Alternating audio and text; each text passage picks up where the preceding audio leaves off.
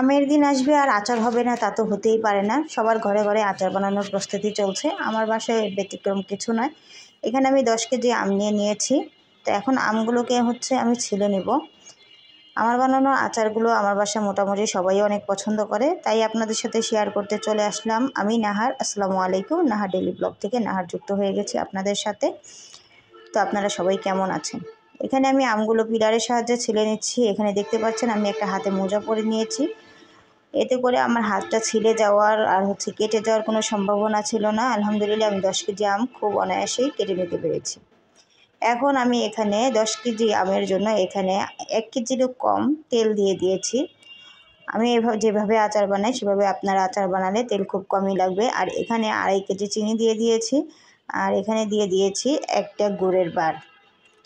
তো আমি আর এখানে গুড় ছিল, আপনারা চাইলে শুধু চিনিটাই ক্যারামেল যেভাবে করেন আপনারা পুডিং বানানোর জন্য, ঠিক সেভাবে একটু কালার করে নিয়ে আসবেন। এতে আচারের কালারটা কিন্তু অসাধারণ হবে।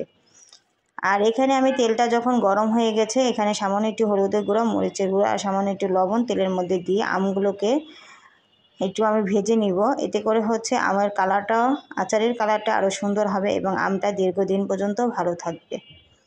আপনাদের সাথে বিভিন্ন টিপস অ্যান্ড ট্রিক্স নিয়ে আজকে আমার রেসিপিটা।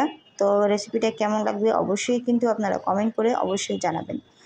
হয়তোবা অনেকের কাছে মনে হতে পারে এভাবে আম বানানোটা ঝামেলা, কিন্তু একবার প্লিজ বানিয়ে খেয়ে দেখবেন, অসাধারণ হয় এর টেস্টটা।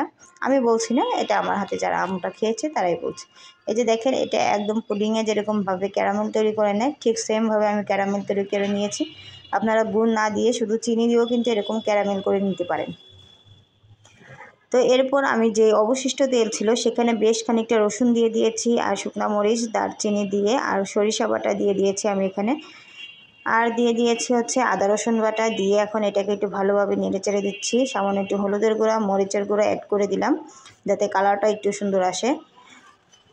এরপর দিয়ে দিব ভেজে রাখা আমগুলো।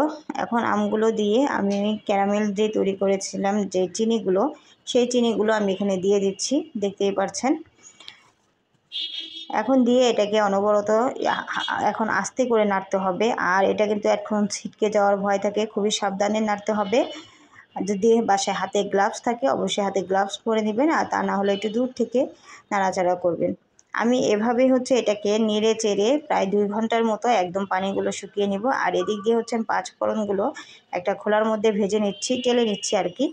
এরপর এটাকে ব্লেন্ডারে ম্যাশ করে পরে আমি দিয়ে দিব। এই যে আমার এটা কিন্তু অনেকটা শুকিয়ে এসেছে। এখানে দিয়ে দিলাম আমি 3 টেবিল চামচ সিরকা দিলে কিন্তু আচারের টেস্টটা অসাধারণ হয় এবং আচারগুলো কিন্তু বেশ অনেক দিন পর্যন্ত ভালো থাকে। তাই আপনারা চেষ্টা করবেন সিরকা দেওয়ার জন্য। সিরকা না থাকলে আপনারা লেবুর রসও দিতে পারেন। আর এখানে আমি দিয়ে দিলাম সেই ভেজে রাখা 5 ফোড়নগুলো দেওয়া শেষ হয়ে গেলে আমি অল্প একটু শুকনো মরিচ টেলে সেটাকেও ব্লেন্ডারে একটু গুঁড়ো করে নিয়েছিলাম, সেটাও দিয়ে দিলাম। এখন এটাকে ভালোভাবে মিশিয়ে আমি এটাকে আরও আধা ঘন্টার মতো করে একদম যখন আঠা আঠা হয়ে যাবে, উপরে তেল বেশি আসবে, তখন মনে করতে হবে আমার আচারটা হয়ে গেছে। এখানে সামান্য একটু বিট লবণ অ্যাড করে দিয়েছি।